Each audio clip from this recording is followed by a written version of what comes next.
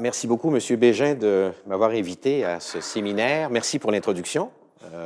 Extrêmement gentil. Toujours un plaisir de revenir à l'Université Laval. Comme vous l'avez dit, j'ai fait mes études de premier et deuxième cycle ici, avant de partir au doctorat.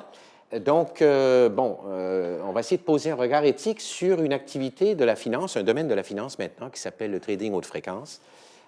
C'est un sujet inhabituel pour une commission de l'éthique en sciences et en technologie. On s'intéresse davantage sur ces commissions-là aux sciences de la vie, au domaine de la santé, au domaine de l'environnement. Je vais vous expliquer d'abord la motivation de la commission. Alors ça, c'est un extrait de l'introduction du projet d'avis qui va servir de support à cette présentation-là. La mission donc de la CEST, la Commission de l'éthique en sciences et en technologie, est d'instaurer une réflexion sur les enjeux éthiques associés à l'activité scientifique et technologique et de favoriser un débat public éclairé sur ces questions. En tant que nouvelle technoscience, je pense que ça, c'est une réalité. La finance est une technoscience maintenant, en ce sens qu'elle utilise les technologies d'information, les sciences de l'informatique, les mathématiques appliquées, même la physique mathématique, etc. C'est ce qu'on entendrait par une technoscience, naturellement. Bon, elle occupe une place en plus grandissante sur les marchés financiers et une influence de plus en plus forte sur nos vies. Donc, ça se situe dans le périmètre d'intérêt de la Commission. Alors, la Commission a abordé ce sujet-là, donc, en vue d'analyser, d'identifier des enjeux éthiques, mais sans, j'espère, en tout cas, sans biais, sans tendance. Il s'est agi pour nous de bien baliser le domaine pour un peu comprendre, effectivement, quels sont, s'il y a lieu, les enjeux éthiques qui se posent, éventuellement faire des recommandations. Comme vous le verrez, il y en a quelques-unes à la fin. Alors, pour vous expliquer le processus, d'abord, il a fallu convaincre les commissaires de l'opportunité de se lancer sur ce sujet-là. Plusieurs étaient assez sceptiques. Mes collègues sur la commission, notamment les médecins, disaient « Mais qu'est-ce qu'on va aller foutre là-dedans? Finance. » Pourtant, effectivement, c'est une technoscience avec un impact important sur la vie de tout le monde. Maintenant, les commissaires sont tous enthousiastes. Le rapport n'est pas encore adopté. Il le sera au mois d'avril. Ce qu'on fait généralement quand on travaille sur un sujet technique comme celui-là, comme tous les sujets, on constitue ce qu'on appelle un comité de pilotage, c'est-à-dire que un ou deux commissaires, dans ce cas-ci moi-même, prennent charge d'un groupe de travail où sont invités des experts. Alors, dans ce cas-ci, c'était des experts du domaine de la finance, des éthiciens aussi intéressés par le sujet, et puis des gens de l'industrie qui ont bien voulu participer à nos travaux. Certains sont venus sur une base ponctuelle nous faire des présentations, mais autrement, ça a été un travail. Il y a eu plusieurs journées qui ont été consacrées à travailler là-dessus pour en arriver à une compréhension, justement, raisonnable d'un domaine sur lequel personne au niveau de la commission, moi compris, sommes experts, et puis pour en arriver aussi à un éclairage éthique qui soit, on l'espère en tout cas, pertinent. Alors, donc, les travaux du comité de pilotage sont terminés. Actuellement, le rapport, et c'est pour ça que ça tombe très, très bien que je présente ici aujourd'hui, le rapport est soumis à des lecteurs externes qui vont nous faire des commentaires. Ceux-là n'ont pas participé à nos travaux, sont neutres. Deux experts donc, de la finance au niveau international et un expert de la réglementation financière. Parce que ce qu'on veut faire aussi dans ce rapport, c'est essayer de compléter, il nous est apparu qu'il y avait un fossé entre ce que la réglementation financière peut contribuer, ce que le marché lui-même peut, les problèmes qu'il peut résoudre en s'autorégulant, et peut-être éventuellement une contribution à ce niveau-là de l'éthique pour un peu faire le pont entre les deux. C'est un peu notre objet. On veut évidemment créer de la valeur avec ce rapport. Donc, on a été au stade, donc, effectivement, c'est tout à fait pertinent. Je serais heureux d'avoir vos commentaires parce qu'on est vraiment au stade de soumission des idées, du contenu du rapport à des experts externes. Ceci fait, au mois d'avril, le rapport sera ensuite présenté au commissaire pour approbation des recommandations qui sont faites et ensuite, ça suivra le processus au niveau du gouvernement pour la révision des textes, la lecture, etc. Il devrait être publié normalement au mois de juin. Voilà. Avant de commencer, j'aimerais remercier David Hughes. David est un membre permanent il est sur le personnel de la commission. David est un doctorat, je pense, mais en pharmaco... Pharmacoéconomie, voyez-vous, donc c'est très pluridisciplinaire au niveau de la commission. Et David était en quelque sorte le secrétaire de tous les travaux, l'organisateur de tous les travaux sur le comité de pilotage. Le texte, le rapport lui doit beaucoup, donc je suis content qu'il vienne ici. Puis en même temps, David va sûrement prendre des notes sur tout ce que vous direz pour enrichir notre rapport, donc rien ne sera perdu. Voilà. Alors, sans plus tarder, donc, je rentre dans le vif du sujet. Ce dont je vais parler d'abord, c'est très, très brièvement, puisqu'on s'adresse à des gens, rappelez-vous, même au niveau de la commission, pour mes collègues de finance, vous savez tout ça, mais au niveau de la commission, des gens qui ne connaissent pas, c'est des gens très pointus. Hein. On a au niveau de la commission 2 médecins, on a un physiologiste, on a une journaliste scientifique, on a des éthiciens, bien sûr, etc. Alors, il faut commencer par le début. Je vais juste, marché financier, résumer, grosso modo, leur rôle. Ensuite, entrer dans le vif du sujet. Qu'est-ce que c'est que le trading haute fréquence?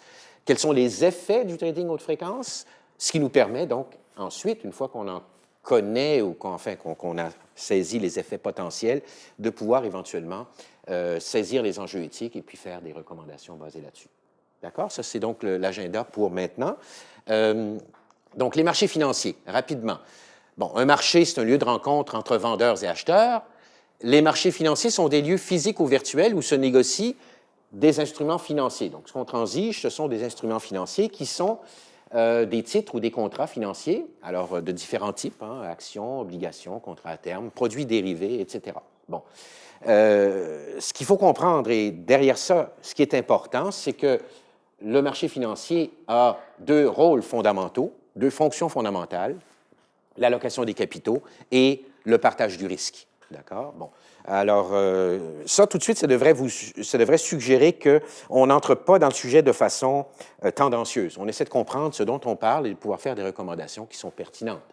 Au niveau de la commission, on a discuté un peu, à un moment donné, avec les commissaires. Il était question d'avoir une introduction beaucoup plus générale où on aurait même remis en question la finance, etc. Bien, j'ai dit, écoutez, on ne fait pas ça pour nos rapports sur la médecine. On commence par parler de médecine alternative, puis d'acupuncture, etc.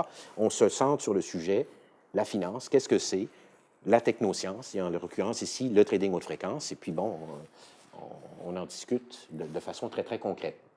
Bon, c'est très important de relever les deux fonctions principales parce que ça va faire partie ensuite de nos réflexions au niveau éthique, surtout en ce qui concerne le partage du risque, hein, parce que quand on parle de partage du risque, là, on est plus familier, ça parle plus aux commissaires aussi parce qu'on a beaucoup travaillé, par exemple, dans le domaine de l'environnement, dans le domaine de la santé, dans le domaine de l'environnement. Ce qu'on veut éviter, par exemple, c'est qu'un risque soit infligé à des gens qui n'en sont pas les auteurs de ce risque-là. On parle du risque systémique dans ce contexte-là, ou de certains risques qui ne sont pas... Et ça, c'est une question éthique. On ne veut pas infliger du risque à des parties qui n'en sont pas les générateurs, qui n'ont rien demandé, quoi. D'accord? Bon. Voilà. Alors, ces fonctions sont soutenues par des mécanismes... Ah, c'est un peu coupé, malheureusement, la présentation. Il y a deux mécanismes qui soutiennent ces fonctions-là. Premièrement, des mécanismes, et c'est très important au niveau du trading en fréquence, de dissémination d'informations. Et deuxièmement, des mécanismes de ce qu'on appelle de découverte des prix ou d'agrégation de cette information-là. Okay? Et ça, c'est très important de comprendre quand on étudie le marché financier, c'est que ce n'est pas uniquement de l'investissement comme tel, il y a aussi beaucoup d'échanges d'informations qui se fait sur ces marchés-là. C'est un peu le rôle du marché financier, c'est de faire circuler de l'information, de la disséminer, de l'agréger. Et l'agrégat principal, c'est bien sûr le prix. D'accord? OK. Alors, les critères de qualité des marchés financiers, vous connaissez, donc il y a la question de la liquidité, c'est-à-dire la possibilité de retirer, d'accéder à des capitaux, l'efficience en termes d'allocation des capitaux, et oui, les bas coûts de transaction. D'accord? Alors, les coûts de transaction, il y a des coûts directs, hein, explicites, comme des frais d'administration, des frais de bourse. Il y a des coûts aussi qui sont de nature un peu plus indirecte et qui ont trait à justement la découverte des prix, la recherche d'informations, éventuellement aussi, et on y reviendra, certains aspects liés à la mise à jour de stratégies, parce qu'il y a des comportements très stratégiques là-dessus qui peuvent entraîner donc des coûts de transaction pour les acteurs.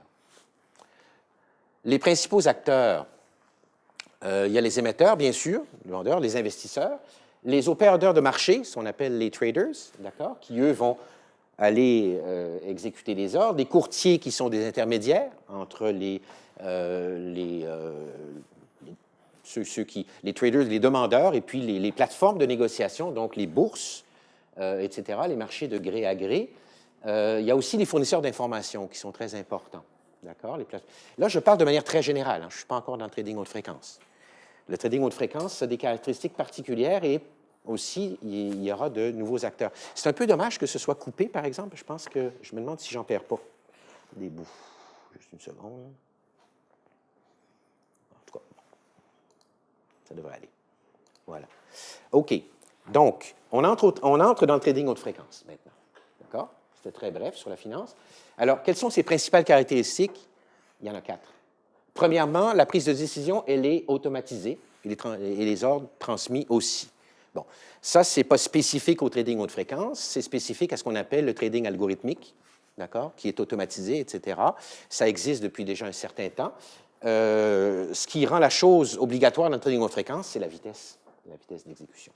Hein, les ordres sont transmis, exécutés, c'est de l'ordre des microsecondes, des millisecondes, etc. C'est très, très, très rapide. La transmission se fait par, on l'évoquera tout à l'heure, par fibre optique, etc. Donc, c'est la vitesse de la lumière. Voilà. Et on en est, en fait, à des limites physiques maintenant.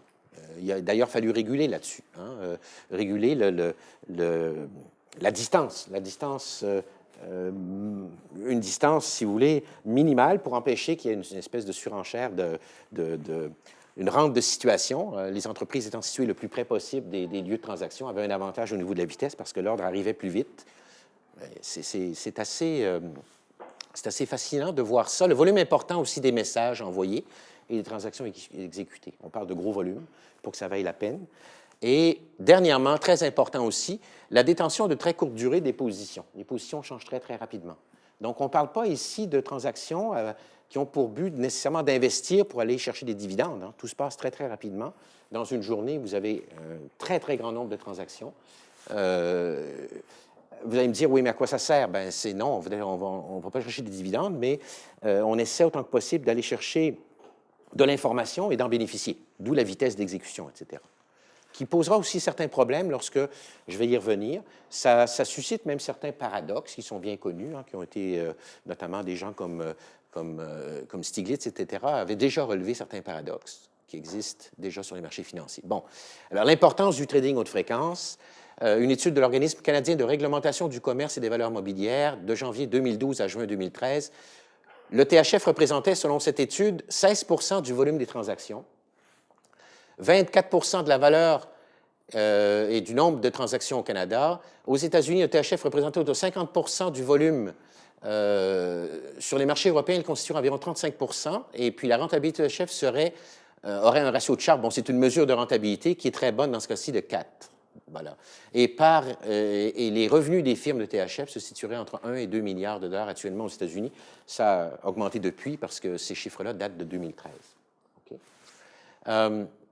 Donc, c'est important, si vous regardez le volume des transactions, si vous regardez la part aussi des transactions qui sont faites par ce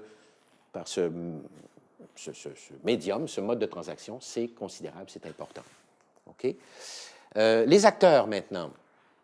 On va retrouver les mêmes acteurs que tout à l'heure, c'est-à-dire qu'il y a aussi, encore une fois, des courtiers, des traders. Alors, bon, il y a des fonds de couverture, etc. Mais maintenant, il y a de manière très importante les analyses quantitatives qu'on appelle les quants, qui sont évidemment nécessaires.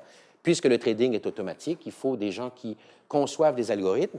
Et derrière ces algorithmes-là, il y aura des modèles d'analyse, hein, des mouvements de prix, etc., puis éventuellement de détection de tendance, voilà, qui feront en sorte que la machine elle-même pourra être autonome, si on peut dire. Alors, les ingénieurs informaticiens sont évidemment présents aussi. Il y a des plateformes de négociation qui devront être informatisées, des fournisseurs de données, les médias, et bien sûr les autorités réglementaires. Bon, ça, c'est des acteurs qui sont standards, mais ceux-ci deviennent très importants, évidemment, dans le contexte. OK. Alors, pertinence du sujet, encore une fois. Des firmes de trading et des banques installées dans la région de Montréal pratiquent le THF, par exemple Morgan Stanley, la Banque nationale du Canada, Swift Trade Securities, Title Trading, SFJ Trading, Pointus, des firmes de THF américaines et britanniques comme Jump Trading, Citadel, Hudson River, Tower, transigent sur la Bourse de Montréal. Alors, Pointus, par exemple, transige, alors la vitesse, 20-25 millisecondes, alors que les traders plus rapides peuvent transiger à moins d'une milliseconde. Okay? Donc, ils sont venus nous voir, d'ailleurs, je pense. C'est une entreprise qui est dans le domaine, mais pas la plus rapide. Ils envoient 300-400 messages par transaction. Donc, ça concrétise un peu ce que je disais tout à l'heure. Ce qui est comparable aux autres THF en termes de volume. Hein. Les positions sont tenues de 1 jour à 1 jour et demi, mais peuvent être modifiées pendant ce temps. Environ 80 de leur activité est consacrée aux actions, 10 aux options et 10 aux contrats à terme. Ça correspond à peu près aux autres firmes aussi. Il y a aussi une industrie québécoise de THF. Par exemple, Morgan Stanley développe ses propres logiciels de THF et de gestion de risque. Une de ses divisions, technologie, est basée à Montréal. La firme montréalaise Verticlear a développé un système de THF, puis il y a des agences de placement spécialisées aussi qui publient de nombreuses offres d'emploi en technologie de THF, le plus souvent pour des programmeurs. Et ça, vous allez voir plus tard, on fera aussi une recommandation à l'intention des programmeurs. Bon. Alors, le cycle d'une transaction électronique automatisée. Premièrement, des événements surviennent. Okay? Vous devez avoir en tête que tout ça se déroule très, très, très rapidement. Hein? Aucun humain ne peut faire ça. C'est beaucoup plus rapide que ce que peut faire le cerveau humain. Des événements surviennent, alors des changements sur les plateformes de négociation, des événements politiques, économiques, pouvant avoir un impact sur les prix. L'information est transmise aux opérateurs. Le système informatique de l'opérateur traite l'information et prend une décision de trading. Le système de l'opérateur transmet l'ordre à un courtier fournisseur d'accès direct. Tout ça est automatisé, hein, qui l'achemine vers une plateforme de négociation et la plateforme classe l'ordre dans son carnet et l'exécute lorsqu'il est priorisé. Voilà. Alors, évidemment, comme j'ai dit, tout ça présuppose une infrastructure technoscientifique. D'abord, des technologies de calcul et de décision. C'est le grand rôle des quants. Hein, des systèmes informatiques. Et puis des systèmes physiques, hein, des technologies physiques de transmission d'informations, notamment avec la fibre optique. Okay. Alors, les stratégies sur ce marché-là. Quelles sont les stratégies? Elles sont de plusieurs ordres. D'abord, celles qui sont classiques, hein, les stratégies qu'on appelle de tenue de marché, qui consistent, il y a toujours une fourchette de prix. Fourchette de prix, c'est l'écart entre acheter et vendre sur le prix d'une action. On essaie d'en profiter, hein, essentiellement. Il y a les stratégies axées sur les rabais, qui sont un peu là-dessus. On procède de façon un peu différente. On essaie de susciter, hein, des fourchettes de prix dont on pourrait tirer parti. L'arbitrage, ça, les gens du domaine de la finance connaissent très, très bien. Alors, et l'arbitrage de marché, c'est lorsque un actif donné va se transiger à un prix, un même actif se transige à un prix différent sur différents marchés. L'arbitrage entre actifs, c'est quand ces différents actifs qui se rapprochent beaucoup, enfin, qui se ressemblent beaucoup, et qui peuvent se transiger, encore une fois, à des prix différents sur un même marché cette fois-ci. Voilà. Bon. Il y a des stratégies directionnelles. Alors, celles-ci sont importantes dans ce contexte-là. C'est des stratégies qui sont basées sur des prévisions qu'on fait. On essaie de détecter des mouvements et puis de dire, tiens, voilà, derrière ça, il y a des modèles, hein, qui vont dire, voilà, la tendance est à la hausse, la tendance est à la baisse, on veut en profiter, on n'en profite pas, etc. Alors, il y a des stratégies, par exemple, qui sont légales, où on essaie d'aller voir, on envoie un ordre d'une certaine taille pour, en quelque sorte, voir si c'est tentant, etc. Sur le marché, ce n'est pas de la manipulation, c'est simplement pour aller voir un peu s'il y a adhésion ou non, hein, de certains investisseurs à ça, d'identifier des patterns. Là où ça devient un peu plus troublant, c'est les leurres.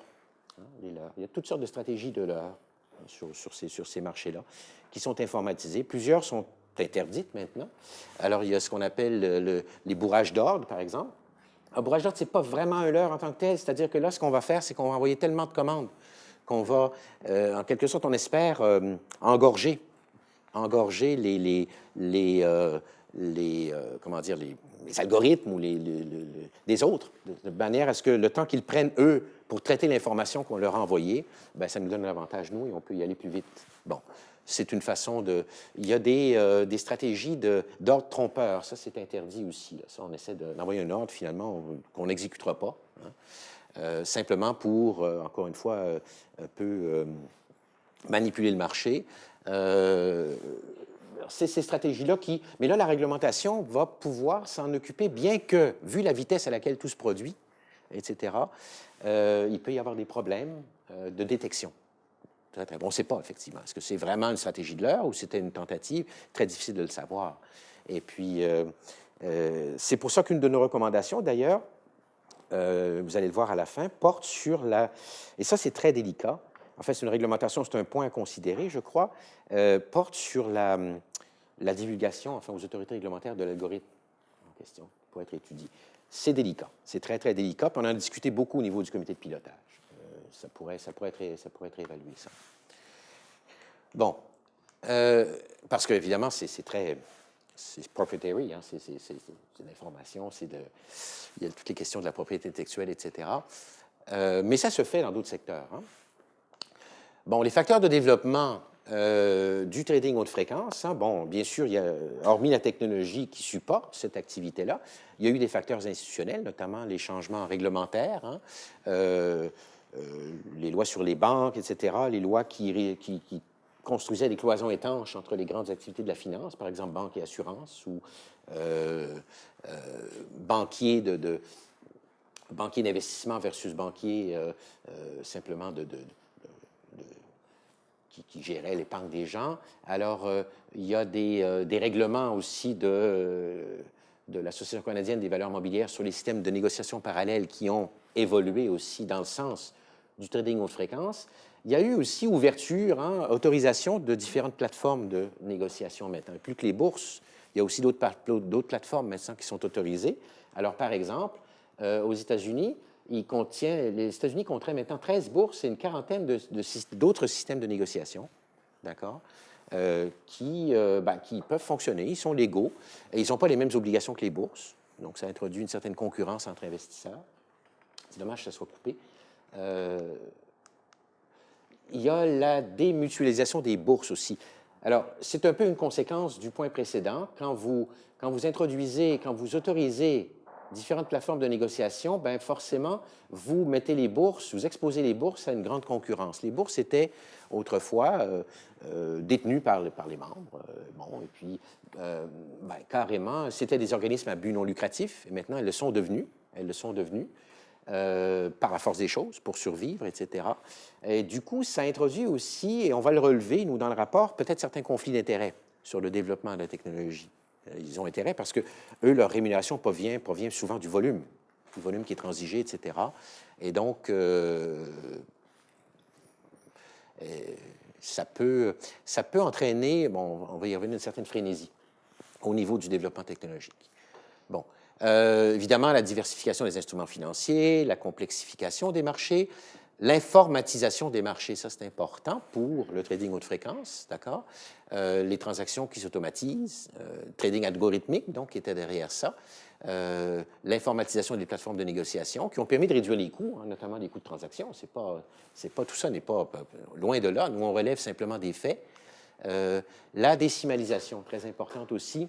Autrefois, les transactions, le prix était jusqu'à c'était un huitième. Hein, c'était la décimale, c'était un huitième. Donc, on pouvait transiger à, je ne sais pas moi, 10 $ et un huitième, une action. Maintenant, c'est au centième, hein, 0,1. Mais ça permet aussi, hein, parce comme on transige de très, très gros volumes en très peu de temps, le fait qu'on puisse décimaliser, qu'on puisse fractionner encore plus le prix, ben ça autorise encore plus de transactions. La diminution des coûts de transaction comme tels, donc avec l'informatisation notamment, hein, les coûts administratifs ont diminué. Certains coûts de transaction aussi, ont été réduits par les nouvelles réglementations. La demande pour la vitesse, ben ça c'est fondamental. C'est pour ça que je l'ai... Pourquoi? Parce que, encore une fois, l'idée est que si vous observez, c'est toujours la même idée, si vous observez qu'un titre, et votre algorithme prédit que la valeur du titre va augmenter, continuer d'augmenter, vous l'achetez tout de suite. Puis plus vous l'achetez vite, bien, plus vous enregistrez des bénéfices. C'est ça l'idée, d'aller plus vite.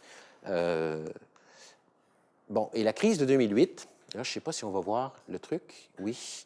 Alors, c'est intéressant parce qu'alors que les marchés financiers s'écroulaient, les traders haute fréquence sont restés sur les marchés et ont continué de prospérer. Pourquoi ça, vous allez me dire? Parce qu'encore une fois, essentiellement, ce marché-là, c'est un marché d'échange d'informations. Et ça, l'échange d'informations, ça reste rentable, peu importe les fondamentaux de l'économie. Hein? Et je pense que c'est important de le relever là-dessus. OK. Alors, les effets du trading haute fréquence, là, on se rapproche de notre réflexion éthique. Est-ce que je vais trop vite? Est-ce que ça va? Arrêtez-moi si je vais trop vite ou si je dis des bêtises, surtout. D'accord? Voilà. Alors, les effets sur la qualité des marchés. Là, ce qu'il faut relever, puis j'ai mis des points d'interrogation partout, c'est que la recherche actuellement n'est pas conclusive du tout. Il y a de plus en plus de recherche qui se fait. La plupart des travaux sont récents et pas encore publiés dans des revues avec comité de lecture. Certains des travaux sont effectués au sein d'entreprises déjà impliquées. Donc, il y a toujours la question, puis ça existe dans d'autres domaines, hein, ce n'est pas spécifique à la finance, la question essentiellement de l'indépendance hein, des chercheurs, etc. Alors, les effets sur la liquidité, certaines personnes disent que oui, c'est très, très bien. D'autres personnes disent non. En fait, avec les effets de meute, hein, tout le monde bouge en même temps. Quand vous avez un flash crash, par exemple, tout le monde bouge en même temps, bien, ça fait en sorte que, bien, écoutez, non, il n'y a pas de liquidité. Au moment où on en a besoin, où on voudrait justement s'en servir, elle n'est plus là. Elle n'est plus là parce qu'il y a eu réaction en chaîne. Les effets sur les coûts de transaction. Certains coûts de transaction, effectivement, ont diminué, comme je l'ai dit tout à l'heure, notamment les coûts administratifs, les technologies. Mais par contre, les coûts technologiques deviennent importants. C'est des technologies très, très chères pour transiger sur ces marchés-là. Et les effets sur la découverte des prix, là, encore une fois, on touche un certain paradoxe. C'est que, normalement, ce qu'on voudrait, quand on parle d'allocation d'informations. Quand on parle de... Le prix, ça agrège l'information. Maintenant, quelle information? Normalement, il faut qu'il y ait des gens sur un marché, pour qu'il y ait des transactions, il faut qu'il y ait des gens qui détiennent des informations différentes. Pourquoi détiennent-ils ces informations différentes-là? C'est que, typiquement, ils ont fait un effort pour aller la chercher, cette information-là. Bon. Mais si on fait un effort pour aller la chercher, cette information, bien, ils doivent être un petit peu rémunérés pour. Le problème et le paradoxe, et ça a été relevé par Stiglitz et d'autres, hein, le problème de ça, c'est que tout va tellement vite. Tout va tellement vite que, ben, on peut se dire, bon, personne n'a intérêt à aller chercher de l'information parce que du moment où j'ai un peu d'information et que je dis, je pourrais peut-être bénéficier, ils vont me détecter tout de suite puis ils vont venir chercher ma rente. Je ne sais pas si je m'explique. Et donc, il y a un peu un paradoxe ici. Quelle est la valeur des prix là-dedans? Certaines personnes disent, il n'y a pas de problème avec ça. Là. Ça existe ailleurs en finance, c'est juste que tout va plus vite, mais ça existe ailleurs. D'autres disent, ben non. En fait, là-dedans, les prix ne sont pas vraiment n'agrègent pas beaucoup d'informations au fond. Il y a des tentatives au fond. Et vous comprendrez tout de suite, après ce que je viens de dire, pourquoi ceux qui détiennent un peu d'informations essaient de la camoufler. Par exemple, plutôt que d'envoyer un gros ordre, ils vont envoyer des petits ordres, des séquences de petits ordres comme ça, pour ne pas se faire détecter, pour aller chercher leur rente. C'est un peu... Là, je parle d'autre chose, mais il y a aussi... Est-ce que ça apporte de la valeur à la société, ça, ces choses-là? Hein, c'est des tactiques qui sont légitimes, on comprend, les acteurs de vouloir faire ça, mais ça ne contribue pas beaucoup à faire circuler l'information. C'est ça qu'on voudrait, au fond, dans le marché. Donc, il y a un petit peu, à ce niveau-là, certains paradoxes, et la littérature n'est pas conclusive. La littérature, il y a 3 grands champs de littérature là-dessus. On n'est pas en finance comportementale ici, qui est très populaire actuelle, parce que, rappelez-vous, tout est automatique ici. Ce n'est pas la finance comportementale qui compte. C'est très à la mode, mais ce n'est pas là que ça ne compte pas. L'analogie de la finance comportementale dans ce domaine-là, ce serait computational finance. OK? Il y a toute une littérature là-dessus, d'ailleurs, qui n'est pas nécessairement très, très connue mais en finance comme telle, mais computational economics, computational finance, c'est un domaine qui est à la croisée de l'informatique et de l'économie. Les gens font des simulations plutôt que des modèles analytiques. Et à ce niveau-là, ils vont étudier le comportement de différents agents qui sont un peu comme des robots et l'effet que ça peut avoir sur la volatilité, etc. C'est une littérature très intéressante qui a des conclusions mitigées. Bon, un autre domaine de littérature, bien sûr, c'est toute la finance de marché, théorique, et la finance de marché empirique, bien sûr. Alors, ces 3 littératures-là se penchent sur, évidemment, ce trading haute fréquence et n'ont pas de conclusion actuellement, c'est peut-être trop tôt aussi, mais de conclusion définitive. Alors, une des recommandations de la Commission est de pousser le plus possible. Ça va faire plaisir à certains de mes collègues de pousser le plus possible la recherche dans ce domaine-là pour qu'on comprenne un peu mieux les effets de l'activité. OK. Alors, l'effet sur l'efficience des investissements en technologie, oui, parce qu'effectivement, on se demande, on y reviendra, c'est un peu, est-ce que tous ces investissements-là, on veut aller de plus en plus vite, donc on construit des algorithmes, on veut aussi conserver sa rente. Lorsqu'on découvre de l'information, on croit avoir un léger avantage. Alors, ça suscite des investissements assez poussés en technologie, à la fois en capital humain, les cerveaux qui se penchent là-dessus, mais aussi au niveau des logiciels et des machines qui ne sont pas nécessairement... Bon, l'effet sur la confiance des investisseurs, ça semble aller. Ça semble aller, mais il y a eu des remises en question, surtout avec les différents crashs qu'il y a eu. Bon, c'est toujours un problème. Mais bon, actuellement, ça semble aller. Il y a aussi des facteurs pouvant déstabiliser le marché, comme les défaillances informatiques. Tous les programmes informatiques peuvent avoir des bugs. Ils peuvent être sujets aussi à des attaques. Ça, on ne l'a pas trop relevé dans le rapport, mais ça m'est bien à l'esprit quand j'y travaillais ce matin. Il pourrait y avoir des attaques informatiques. Okay, des attaques de virus, etc., qui seraient envoyées pour essayer en quelque sorte d'endommager ou de nuire au traitement. Alors, ça, c'est un gros problème, les questions de la sécurité informatique, qui est bien connu, puis qui ne relève pas nécessairement de ce champ-là, mais qu'il faut aussi relever, dont il faut tenir compte. L'interprétation de l'information par les machines, encore une fois, c'est là que souvent, c'est là que se joue la guerre, essentiellement. C'est... comment les machines interprètent l'information et éventuellement pouvoir essayer de l'interpréter plus vite que les autres, mieux que les autres, etc. Mais il peut y avoir évidemment des erreurs dans le traitement de cette information-là. Les interactions entre algorithmes, ça, c'est la finance computationnelle traite beaucoup ça. Quelles sont les interactions entre algorithmes? Et les résultats ne sont pas patents. Le caractère adaptatif des algorithmes. Nos experts nous ont dit qu'on n'est pas, on n'est pas encore même dans l'intelligence artificielle encore. Ça peut arriver, mais on n'est pas encore à ce stade-là. Les algorithmes restent des algorithmes assez mécaniques encore maintenant, complexes, mais mécaniques encore maintenant. Mais on veut éventuellement, bien sûr, que ça devienne des algorithmes d'apprentissage et qui s'adaptent au fur et à mesure, les marchés. Et là, on aura peut-être un autre rapport à vous présenter parce qu'à la Commission, on commence à se pencher on vient de lancer donc un comité de pilotage sur l'intelligence artificielle. Mais évidemment, ça ne couvre pas que la finance, ça couvre d'autres domaines. La propagation, l'accélération et l'amplification des mouvements de prix, encore une fois, ça c'est ce qu'on parlait de stabilité, etc. Les influences les résultats ne sont pas concluants.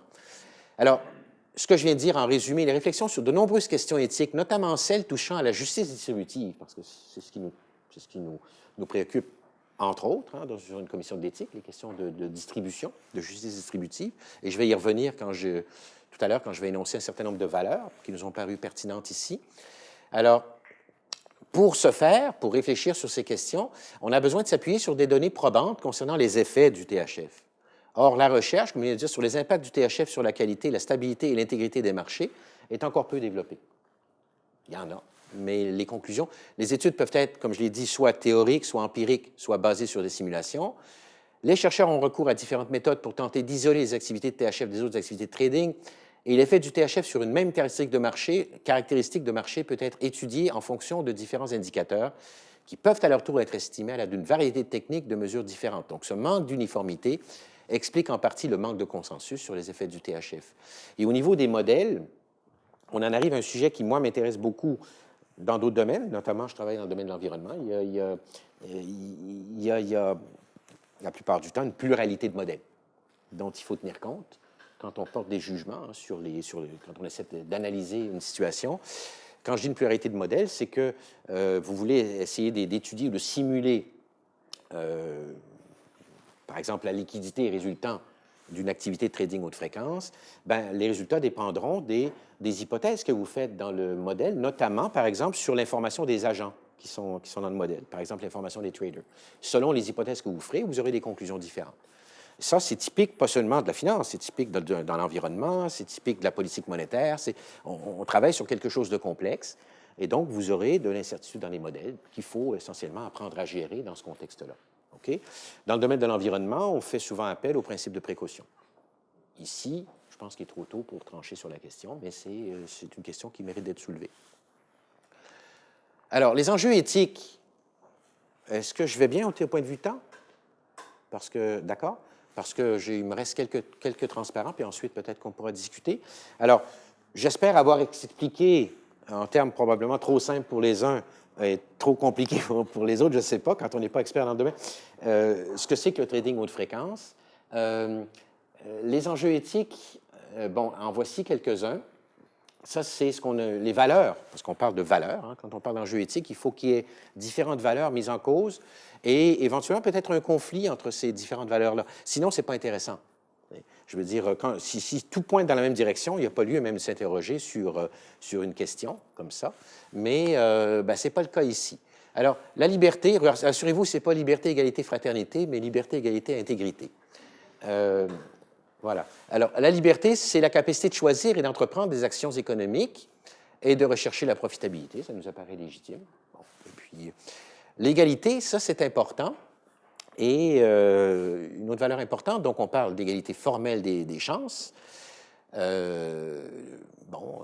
matière dans l'application des règles, par exemple, on ne veut pas de discrimination, on veut que les gens aussi aient accès à la même information au départ. Hein, c'est sûr qu'il y a un avantage à un moment donné informationnel, certaines personnes le développent, mais on ne veut pas, par exemple, de délit d'initié, on ne veut pas de stratégie de ce style-là.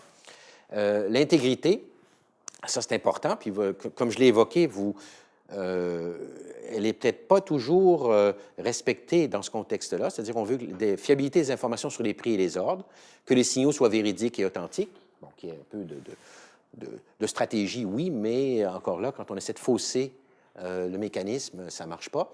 Bon, l'utilité collective aussi, ça, c'est une valeur qui peut entrer en conflit même avec la liberté, en ce sens que, oui, on veut bien laisser la liberté, mais en même temps, il faut qu'il y ait une efficience dans l'allocation des capitaux. On l'a parlé dès le début, c'est le rôle des marchés financiers. Et il faut aussi que on essaie autant que possible de maximiser les bénéfices totaux, minimiser les coûts et les risques. Ça pose toujours problème. Quel critère au niveau social utilisez-vous? Hein? Est-ce que vous êtes utilitariste? Est-ce que vous êtes... Là, il y a beaucoup de discussions qu'on pourrait avoir aussi au niveau d'une commission d'éthique, mais c'est important de poser la question. Et puis, la rétribution au mérite. Alors là, on s'attend à une rétribution positive pour un gain, négative pour un prêt, en fonction du travail, de l'effort et de l'habileté. Bon, ça présuppose l'égalité formelle et de l'accès à l'information et des chances. Et là aussi, comme je l'ai dit tout à l'heure, avec cette espèce de paradoxe et tout va tellement très vite et on réussit tellement rapidement parfois à détecter des mouvements qu'il n'y a plus beaucoup de rétribution au mérite. Hein. C'est une rétribution basée sur... Enfin, ça dépend de quel mérite parle-t-on. Le mérite a été de développer un algorithme performant, d'accord, mais peut-être pas d'aller chercher de l'information et puis d'enrichir en quelque sorte, d'améliorer l'allocation des capitaux, parce que c'est ça qu'on attend d'un marché financier. L'allocation des capitaux se fasse bien ou le partage des risques soit bien géré. OK. Alors, deuxièmement, les enjeux d'équité, je les ai soulevés. Alors, d'équité concurrentielle, hein, ça, c'est standard. Là, on peut relever peut-être un acteur, une plateforme qui est autorisée maintenant, ce qu'on appelle les dark pools dans les marchés opaques. Ce sont des systèmes de négociation parallèles qui ne rendent pas publique l'information sur les ordres ou l'identité des courtiers. Alors, cela permet, par exemple, à des investisseurs institutionnels d'effectuer de grosses transactions sans devoir les cacher en les découpant en petits ordres. Or, des marchés opaques auraient vendu à des HFT de l'information sur les ordres envoyés vers leur plateforme de manière à ce que les opérateurs de haute fréquence puissent les devancer. Vous voyez un peu? Alors, c'est une manœuvre qui n'est pas explicitement illégale aux États-Unis, mais les firmes qui l'ont pratiquée, donc Sigma X et Goldman Sachs, LX et Barclays et tout ça, font actuellement l'objet d'enquête de la part du procureur général de New York. D'accord? Bon. Alors, ça ressemble un peu à une forme de délit d'initié. Si vous envoyez de l'information, normalement, hein, vous avez des gens qui vous ont confié de l'information, vous la transmettez à d'autres afin que ceux qui vous ont transmis l'information se fassent devancer. OK? Et c'est pas... ça fait partie des enjeux, justement, d'égalité. Ça peut, par contre, être réglé par la réglementation. Le problème de la réglementation ici, c'est que tout va tellement vite. Tout va tellement vite et le volume est tellement grand, etc., qu'il est très, très difficile de détecter. Et puis, le régulateur ne peut pas intervenir au moment où ça se produit. Puis quand il intervient, souvent, c'est trop tard, ou d'autres ont réagi en faisant la même chose, etc. Donc, en fait, il faut voir les choses plutôt en amont.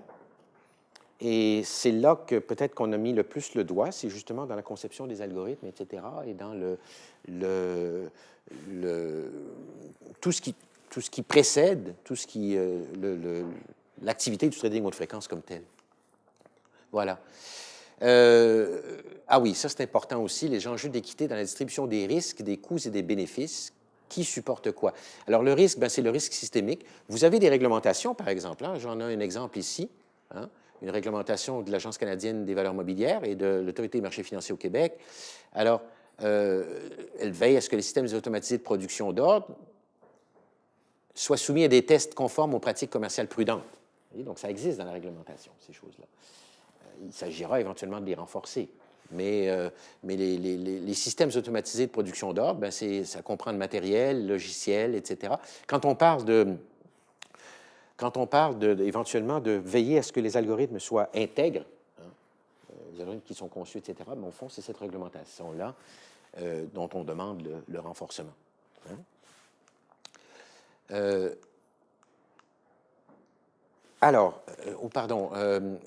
Je sais pas si, je vais peut-être...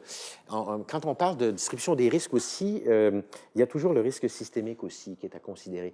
Il y en a, mais on n'a pas vu de crash provoqué par le trading haute fréquence, de répercussions sur d'autres domaines, mais ça peut éventuellement... C'est très difficile, la question du risque systémique. C'est très difficile à saisir, à réguler. Hein. Bon, vous connaissez tous les accords de Bâle 3 maintenant. Hein. On essaie Bâle 1, Bâle 2, Bâle 3. On essaie essentiellement, il y a une imperfection de marché. Pour parler le langage d'économiste, le risque systémique, c'est une imperfection de marché parce que c'est une externalité dont ceux qui le génèrent n'en paient pas le prix de ce risque-là. Une externalité sur des gens qui doivent assumer ce risque-là sans le vouloir et sans être compensés pour. Hein. C'est comme, voilà, c'est une imperfection de marché typique. La solution aux imperfections de marché, du point de vue de l'économiste, c'est toujours de dire, il faut réguler. Maintenant, le problème, c'est que comment vous mesurez ce risque systémique-là? La recherche est en cours. Il y a des travaux qui sont très intéressants qui sont faits, notamment par des gens comme Daron Acemoglu au MIT.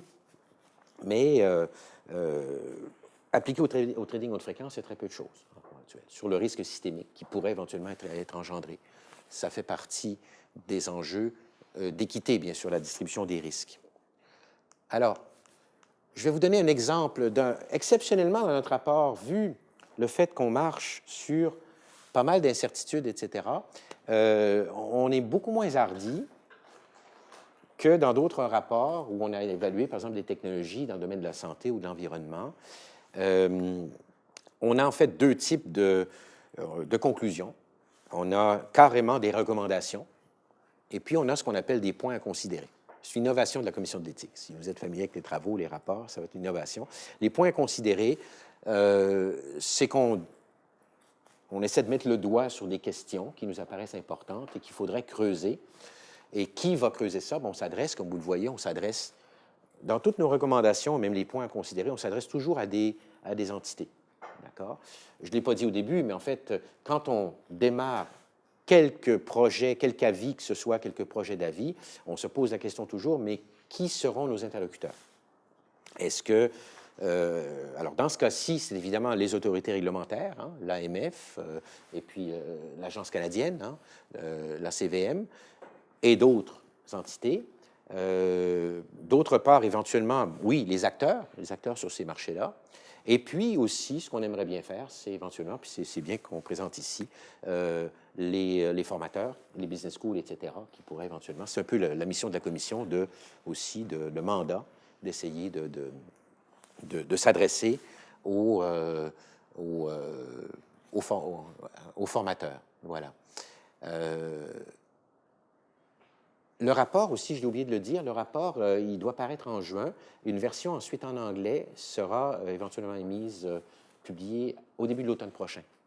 Je pense que c'est assez nouveau dans ce domaine-là de traiter la finance technosciences, en particulier le THF, vu sous l'angle éthique comme on le fait. D'accord? Donc, on voudrait que ça soit lu aussi, donc éventuellement avoir un impact outre-frontière du rapport. Alors, les points considérés. J'ai presque terminé ici. J'ai encore deux diapos. Juste pour vous donner un exemple, parce que ce ne sont pas tous les points à considérer, ni toutes les recommandations qui sont contenues à la fin du rapport. Et encore une fois, on serait intéressé de vous écouter parce qu'il y a d'autres recommandations qui vont sans doute s'en venir à mesure que les commissaires digèrent le rapport. D'accord? La Commission croit important d'attirer l'attention des organismes de réglementation, bon, vous voyez, auxquels on s'adresse, sur le fait d'être proactif dans la recherche et la veille sur des nouvelles stratégies de trading potentiellement abusives et manipulatrices, parce qu'il n'y a pas de limite à l'ingénuité humaine, et il faudrait essayer de prévenir sur ces choses-là, des mécanismes de détection aussi, éventuellement. Tout ça exige quand même de s'y intéresser, de s'assurer d'avoir les ressources humaines et technologiques nécessaires à la réalisation de la surveillance et de la veille en ce qui concerne l'abus et la manipulation de marché. Plus facile à dire qu'à faire dans ce contexte-là. C'est une recommandation, un point à considérer, un peu standard. Deuxièmement, là, c'est carrément une recommandation. La Commission recommande aux organismes de réglementation de mettre en place un système de dépôt et d'archivage des algorithmes de THF utilisés sur les plateformes de négociation canadiennes. Cela leur permettrait d'analyser les codes des algorithmes en cas de présomption d'abus ou de manipulation des marchés. Comme j'ai dit, ça, c'est une très grosse recommandation. On s'avance. Ce n'est pas encore approuvé par les commissaires. Je mets ça, c'est actuellement dans le premier texte du rapport. Il y aura sûrement des discussions à ce niveau-là et nos experts vont sûrement nous dire, écoutez, nuancer, etc. Mais si vous voulez prévenir certaines choses, c'est probablement Alors, c'est fait dans d'autres domaines. Quand on parle de soumettre des algorithmes, etc., il y a d'autres domaines qui sont hautement réglementés, comme, qu'on parle des industries pharmaceutiques, qu'on parle de l'aéronautique, etc. Il faut homologuer tout ça et les entreprises le font. Est-ce que ça peut être fait dans ce domaine-là? La question se pose, mais en tout cas, ça pourrait faire l'objet d'une recommandation. Ce qui nous paraît une recommandation, vraiment, si on veut opter pour vraiment une approche très, très préventive, c'est probablement la recommandation qui est la plus forte. Un autre point à considérer, la Commission croit important d'attirer l'attention des informaticiens et informaticiennes sur l'opportunité de constituer leur propre ordre professionnel avec un code de déontologie précis et adapté à leur profession. Ça, c'est nouveau. On pourrait peut-être même en faire carrément une recommandation de ça. Alors, la Commission croit important d'attirer l'attention des organismes réglementaires sur l'opportunité de développer des règles de bonnes pratiques destinées aux programmeurs et codeurs d'algorithmes œuvrant dans le domaine de la finance. Donc, responsabiliser en quelque sorte davantage des acteurs là-dessus. C'est peut-être moins coûteux de faire ça que de demander la divulgation carrément des algorithmes. Bon, il faudrait voir. Un autre point à considérer parmi encore une fois l'ensemble de ceux qui sont dans la fin du rapport, puis je vais terminer là-dessus. La Commission croit important d'attirer l'attention des organismes de réglementation sur le phénomène de la fameuse surenchère technologique là-dedans. La Commission invite les organismes de réglementation, les plateformes de négociation et les chercheurs à poursuivre la réflexion sur la pertinence de mettre en place, sur les plateformes de négociation, des mécanismes permettant de ralentir légèrement la vitesse de transaction, par exemple. C'est ce qu'on essaie de... alors, ça va un peu plus loin, puis c'est un peu plus fin que la fameuse taxe Tobin, là, qui est suggérée par tout le monde. On essaie d'être un peu plus... de contribuer un petit peu plus. Écoutez, des actions visant à limiter la vitesse, il y en a déjà eu. J'ai parlé sur la bourse de New York, par exemple, les câbles de fibre optique doivent avoir une taille minimale. C'était pour que la valeur derrière ça, la valeur éthique, c'était l'égalité des chances. Donc, même si vous êtes situé plus près de la bourse de New York, vous n'aurez pas une vitesse de transmission plus rapide que si vous êtes un tout petit peu plus loin, parce que votre câble, vous devrez le rallonger de toute façon. Ça fait partie un peu de ce genre d'approche. On essaie de réduire la surenchère technologique, justement, au nom, ici, de l'égalité des chances. Voilà. OK? On essaie autant que possible de ne pas être idéologique, mais de voir un peu quelles sont les valeurs qui pèsent ici et quels sont les dilemmes qui se posent éventuellement de pas toujours trancher. Parfois, c'est pas toujours tranché, c'est au régulateur de le faire, mais en tout cas de mettre de mettre le doigt sur certains problèmes éventuels. Voilà. Alors, ben écoutez, merci de votre attention, puis à l'avance pour vos questions et remarques, si vous en avez. J'espère que ça vous a intéressé. Merci.